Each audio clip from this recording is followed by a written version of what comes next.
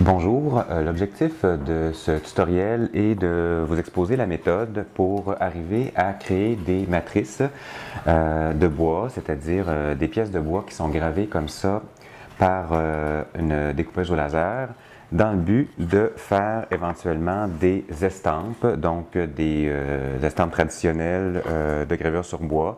L'idée étant d'ancrer en fait notre matrice pour pouvoir par la suite transférer la couleur sur une feuille de papier et ainsi donc réaliser des gravures sur bois.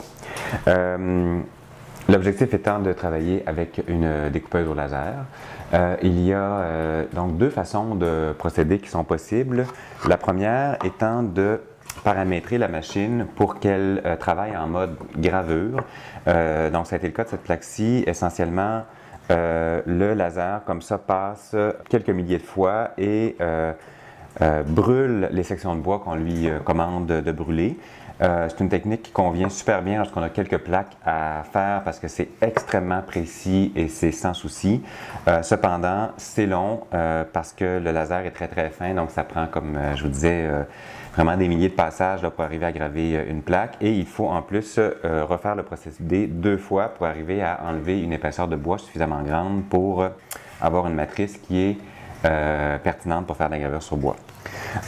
Donc, je vais plutôt m'attarder à une autre méthode qui est celle qui a été utilisée pour faire cette plaque-ci. Essentiellement, le dessin a été, donc la machine, au lieu d'être paramétrée pour graver, la machine a été paramétrée pour découper. Donc, plutôt que de faire des passages comme ça, elle suit le contour du dessin. Donc, c'est beaucoup plus rapide parce qu'il y a infiniment moins d'opérations à faire pour la machine. Ça complique par contre un petit peu les opérations en amont et c'est ce que je vais vous exposer dans ce tutoriel. Donc, essentiellement, l'idée, c'est de partir d'un plaquage. Donc, ceci est un plaquage de merisier d'à peu près 1 mm d'épaisseur. Et notre objectif, c'est de coller le plaquage de façon temporaire sur une plaque de maçonnette. Donc ici, on a du maçonnette sur lequel on est venu coller du ruban adhésif repositionnable, ce dont on sert pour peinturer les murs. Donc l'idée, c'est de le coller de façon non permanente, comme ça, sur un maçonnette, de passer ça par la machine, donc de découper le dessin qu'on a besoin de découper, d'enlever manuellement les portions qu'on veut laisser blanc dans la gravure. Donc essentiellement, là, tout ce qui a été enlevé va rester blanc. Et une fois que donc on a le dessin qui a été gravé, on applique la colle sur un morceau de contreplaqué qui va devenir notre matrice et on transfère notre plaquage d'un support à l'autre pour obtenir notre matrice finale. Et donc, voici la méthode pour arriver à un résultat comme celui-là. Je dois dans un premier temps partir de mon plaquage et je vais choisir le côté qui, au bout du compte, servira de support pour la peinture. Donc, celui qui présente les textures les plus intéressantes. Dans ce cas-ci, c'est très semblable d'un côté et de l'autre. Et je vais lui appliquer des bandes de ruban adhésif, comme ça. Donc, je le couvre.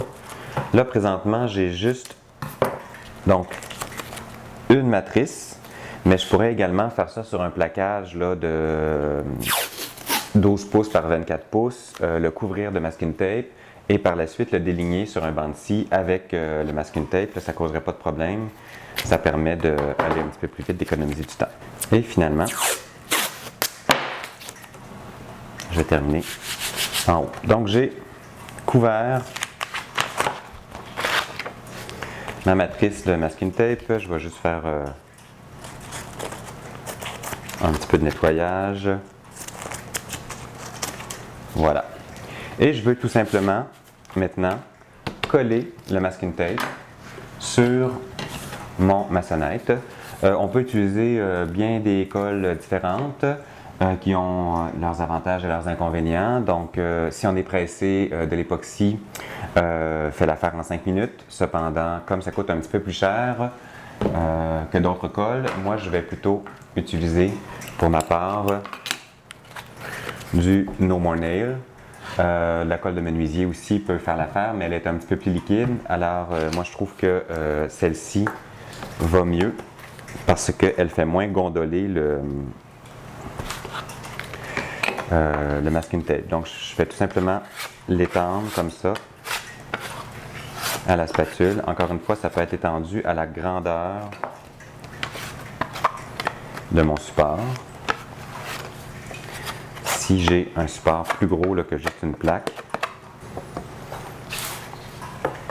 Et par la suite, je viens tout simplement appliquer mon morceau de plaquage en couvert de ruban adhésif sur mon maçonnette.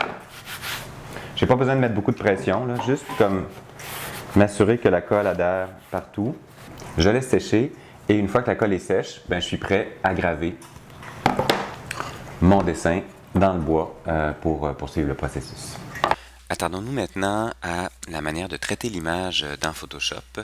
Donc, on veut, pour le processus, avoir une image qui est en noir et blanc avec des contours nets, c'est-à-dire pas de transition en dégradé entre les masses noires et les masses blanches, parce qu'on va évidemment demander à la machine de suivre les contours des différentes formes et donc il faut lui indiquer précisément là, où travailler. On pourrait travailler avec une image faite à l'encre de Chine, donc entièrement fait à la main et se contenter de travailler seulement sur un calque. On peut évidemment aussi retravailler notre image sur Photoshop.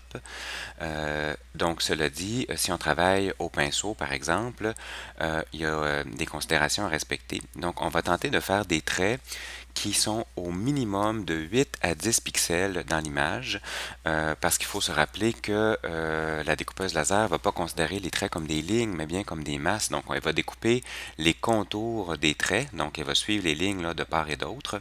Et donc, si on a un diamètre d'à peu près 10 pixels, on va avoir un petit peu plus d'1 millimètre de diamètre pour les formes qui vont ressortir en saillie et ça va permettre au plaquage d'être plus résistant, ça va être plus facile à travailler par la suite, donc si on a une certaine épaisseur. Quant au vide, donc les masses qui sont blanches dans l'image, elles peuvent avoir une épaisseur absolument minime, puisque ça, de toute manière, ça va devenir des trous, on va les enlever.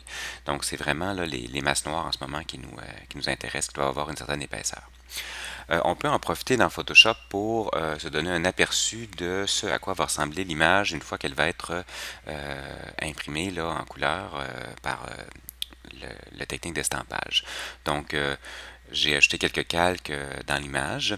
Ça nous permet d'avoir un aperçu et on comprend par là que les masses noires dans le dessin vont être les masses qui vont être traitées en couleur par la suite lors de l'impression. Et les masses blanches, elles, ce sont les vides. Donc, c'est le papier là, qui va ressortir à travers, là où aucun encre ne va pouvoir là, faire la transition entre notre matrice et le papier sur lequel on va faire imprimer notre image. Donc, revenons à notre image en noir et blanc. Ce qui est très important de faire avant de enregistrer l'image pour l'impression, c'est d'intervertir les couleurs, puisque en ce moment, les masses sont en noir et les vides sont en blanc. Or, pour la découpeuse laser, c'est le contraire. Les masses, pour elles, doivent devenir les vides. Ce qu'on veut enlever de l'image, ce sont les morceaux qui sont en blanc. Et donc, pour être sûr qu'il n'y ait pas de confusion, on va devoir faire une interversion des couleurs du document. Et pour réaliser cette opération, je vais aller cliquer sur mon calque supérieur dans ma palette calque et je vais ouvrir le calque d'ajustement inversé, ce qui a pour effet de justement intervertir là, mes noirs et mes blancs. Donc, je suis pratiquement prêt à enregistrer mon image. Je vais aller faire un tour là, du côté de la boîte d'options taille de l'image pour m'assurer que j'ai bel et bien les bonnes proportions. Donc, une largeur de 8 pouces par une hauteur de 5,5 pouces avec une résolution de 300 pixels par pouce. Et je vais finalement enregistrer mon image dans la fonction enregistrer sous.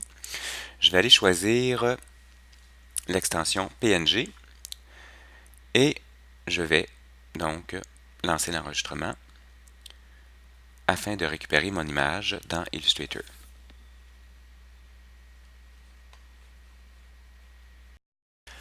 Donc, il est maintenant temps de transférer notre image au niveau de Illustrator pour la vectoriser. Dans un premier temps, je vais me créer une surface de travail donc de 24 pouces de largeur par 12 pouces de hauteur. Ça correspond exactement au format du plateau de la découpeuse au laser, donc ça me permet là, de mieux contrôler où va être placée mon image par rapport à la découpeuse. Je vais maintenant aller récupérer l'image en PNG que j'ai enregistrée il y a quelques minutes dans Photoshop et je la glisse dans Adobe Illustrator. Je constate que mon image a bel et bien le bon format, donc elle a 8 pouces ici par 5 pouces quand je regarde dans la barre d'options, c'est bien. Mon image présentement, elle est en matriciel et c'est une image qui est vectorielle que je dois envoyer pour se faire découper. Alors, on va se servir d'Illustrator pour vectoriser l'image. L'intérêt de travailler à la chambre blanche, c'est qu'il y a des nouvelles fonctionnalités avec la version actuelle de Illustrator qui permet de faire ça très facilement. Donc, je vais bien cliquer ici sur l'outil de sélection. Donc, je sélectionne mon objet. Et dans la barre d'options qui est associée à l'objet, je vais cliquer dans Image Trace sur l'option Silhouette. Donc, ça va prendre quelques secondes. Et je dois finalement peser sur le bouton Expand. Donc, ce que l'option Silhouette a fait, c'est qu'elle a vectorisé toutes les formes qui étaient en noir sur mon image, mais elle ne s'est pas occupée du fond qui était en blanc. Donc, si je clique là ici sur le fond de mon image, j'ai aucune forme vectorielle qui a été définie et c'est exactement ce que je veux. Je ne veux pas que mes formes vectorielles soient dédoublées dans mon image. Donc, de cette façon-là, en 2 clics, j'ai vectorisé mon image de façon tout à fait adéquate pour mon travail. Donc, si je travaillais en mode gravure, je pourrais directement envoyer cette image-là vers l'imprimante.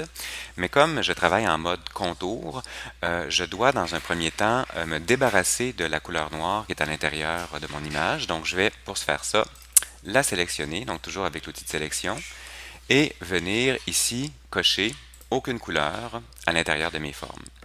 Par contre, au niveau de mes contours, je dois les mettre de couleur noire et venir ici définir une épaisseur pour mes contours de 0,01 pixel. Donc ça, c'est la plus petite valeur pour un contour qui est possible dans Illustrator. Et la machine va à ce moment-là comprendre qu'il ne s'agit pas d'une masse qu'il faut découper, donc, mais bien vraiment juste d'une ligne qu'il faut suivre. Alors mon image est maintenant prête pour être envoyée à l'imprimante. Pour le faire, je vais tout simplement faire File Print. Et là, j'ai un petit message d'erreur, enfin j'ai un petit bug qui apparaît. Et pour m'en débarrasser, je dois venir cliquer sur l'option ici Auto Rotate et venir choisir la découpeuse laser qui est la Epilogue Engraver. Donc je vois là ici dans mon aperçu que mon image est conforme à ma fenêtre, donc mon image va être correctement orientée là, par rapport à l'impression. Il me reste une dernière fonction à faire. Donc, je vais aller paramétrer l'imprimante pour le type de travail que je veux faire. Et ça va se faire via l'option Setup, Préférences. Et voici maintenant l'interface de la découpeuse laser qui vient d'apparaître. Et donc, j'ai quelques options. Si je coche ici sur Raster, j'indique à l'imprimante que je vais travailler en mode gravure. Si je coche l'option Vector, donc elle va suivre seulement les contours. Et si je coche l'option Combined, eh bien, elle va faire les deux, c'est-à-dire s'occuper de détourer les objets et de les graver aussi dans la masse. Donc, revenons à l'option Vector, c'est celle qui m'intéresse présentement. Et il me reste encore maintenant à venir donner les bonnes valeurs au niveau des paramètres de découpage de vecteurs. Donc, je vais mettre la vitesse à 100% pour que la machine aille le plus vite possible. Je vais diminuer ma puissance à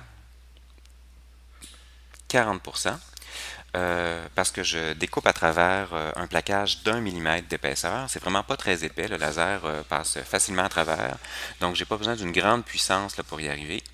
Et au niveau de la fréquence, je vais régler une fréquence de 500 Hz parce que c'est la fréquence que j'ai besoin pour découper dans du bois.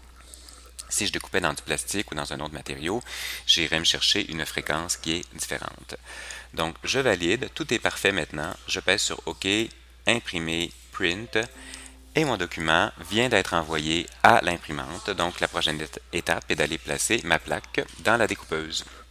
Donc voici la découpeuse au laser. Pour pouvoir l'utiliser, on a 3 boutons à mettre en marche. Dans un premier temps, il faut ouvrir la machine comme telle. Et donc là, elle va faire sa routine d'ouverture. On a également 2 systèmes de ventilation à ouvrir. Donc, celui qui est relié ici à la barre de contrôle, c'est le système de ventilation interne. Donc, c'est celui qui crée une pression négative à l'intérieur de la découpeuse au laser.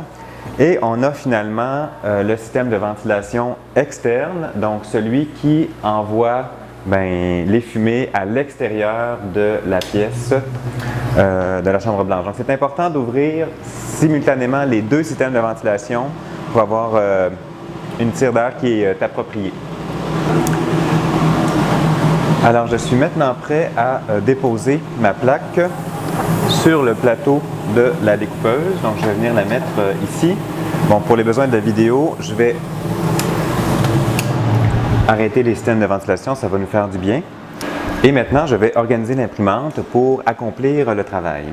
Donc, comme on peut travailler avec des choses de différentes épaisseurs, je vais, dans un premier temps, régler la hauteur du plateau en venant peser sur le bouton ici X, Y, Off, ce qui me permet de descendre ou monter le plateau. Donc, on va regarder ce que ça donne là, au niveau de mon objet. Et le fait d'avoir mis mon XY à off, ça me permet également de déplacer tout le système de l'imprimante. Donc, je vais maintenant monter le plateau jusqu'à ce que le plateau vienne toucher ici à mon ressort qui correspond au point où le laser est le plus au focus. Donc ça, une fois que j'ai réglé la bonne hauteur pour mon plateau, je viens mettre le ressort de côté.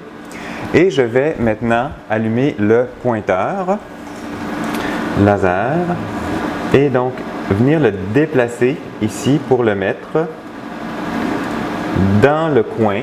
Donc c'est important là, que mon plaquage soit vraiment déposé dans le coin supérieur gauche parce que c'est par là qu'il va commencer à faire son dessin. Et je suis maintenant prêt à partir l'impression. Je dois quitter là, le mode XY off ici, donc je pèse tout simplement sur Go pour sortir de ce mode-là.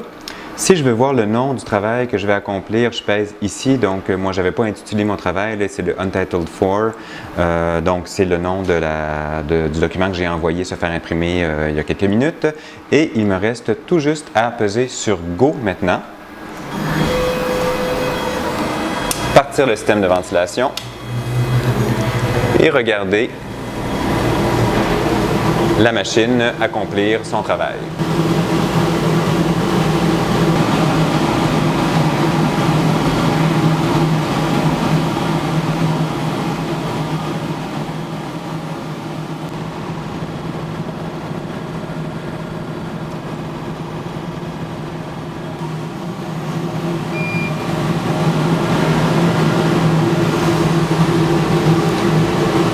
Alors voilà, après 4 minutes 40 de travail, je peux maintenant sortir ma plaque et passer à la prochaine étape. J'arrive à l'avant-dernière étape de la réalisation de ma matrice, celle où je vais enlever ce que je ne veux pas voir être imprimé en couleur dans mon estampe. Et donc pour ça, je vais y aller tout simplement avec un X-Acto et je décolle.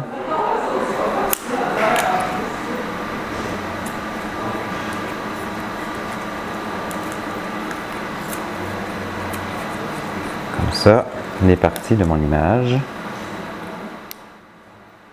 Alors, je mets le tout en accéléré, mais le processus m'a pris 8 minutes là, pour cette plaque-là. J'avais beaucoup de petits détails à enlever. Ça peut prendre 1 à 2 minutes là, si l'image est un petit peu plus simple. Alors, restons en accéléré. La prochaine étape consiste à transférer le plaquage du support de maçonnette, qui est un support temporaire, vers le contreplaqué qui va être le support permanent pour effectuer la matrice.